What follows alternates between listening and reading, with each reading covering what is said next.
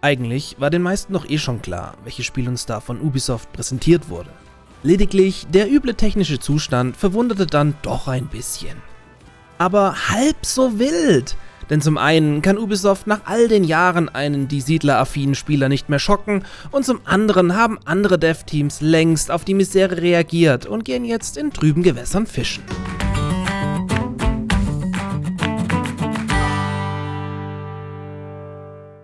Der große Shitstorm blieb dann doch tatsächlich aus. Das neue Die Siedler ist eine Bankrotterklärung für die Marke, die Devs und den Publisher. Nicht mehr und nicht weniger. Trotzdem hat man den Eindruck, eher Mitleid mit dem Team um Die Siedler haben zu müssen, denn scheinbar können sie es halt einfach nicht besser. Kaum auszudenken, was los gewesen wäre, wenn Ubisoft in diesem Zustand ein Assassin's Creed veröffentlicht hätte, aber der normale Die Siedler-Spieler ist da halt einfach schon deutlich weiter oder leidgeplagter. Als man nach der Übernahme von Blue Byte in 2004 mit Die Siedler 5 das erste Mal entschied, die Marke durch den Fleischwolf zu drehen, war das noch anders.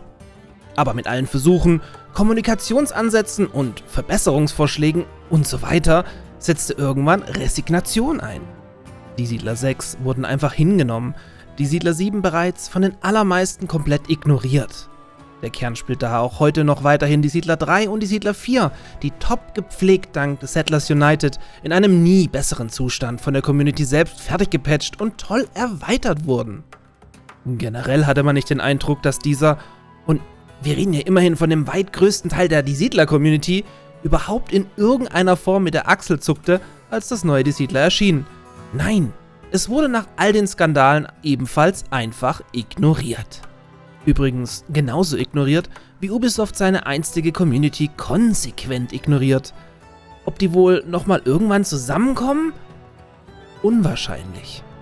Dabei wollte man explizit diese mit einem RTS-lastigen Die Siedler abholen, pfiff aber erneut auf Feedback und wollte wieder seine eigene Vision durchboxen. Zum 4. Mal in Folge. Als Außenstehender ist diese Arroganz von Seiten Ubisoft sowieso schon lange nicht mehr nachvollziehbar. Die Quittung erhalten sie jetzt. Tatsächlich ist man jetzt an einem Punkt angekommen, wo man schon betet, dass die bei Ubisoft die Marke endlich in Ruhe sterben lassen. Bitte nicht noch eine Vision, bitte auch kein Siedler 3 oder Siedler 4 Remake oder Remaster. Lasst es. Ihr versteht nicht, warum so viele diese Spiele so lieben. 20 Jahre Planlosigkeit reichen völlig. Finger weg. Ihr habt jetzt ohnehin gesehen, dass ihr damit auch kein Geld mehr verdienen könnt. Denn andere können es ohnehin besser. Mit Manor Lords lässt ein Ein-Mann-Entwickler die ganze Branche alt aussehen. Die ersten Entdecker versprüht schon in seinem frühen Prototypenstatus mehr Siedlerscharme aus und Volker Wertig zeigt mit Pioneers of Pagonia ganz gewaltig den Mittelfinger gen Düsseldorf. Erwähnen könnte man zum Beispiel auch Anno, Frostpunk, Tropico, Northgard oder Foundation.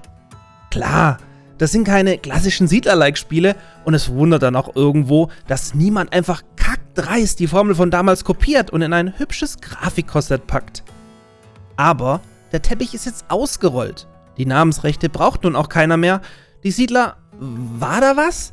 Stand einst für Aufbaustrategie Made in Germany und heute halt für Schrott bei Ubisoft. Was ich damit eigentlich sagen will: Nicht verzagen, die Zukunft ist rosig. Viele Spiele sind bereits da oder angekündigt. Und ich wette, da kommt noch mehr. Viel mehr.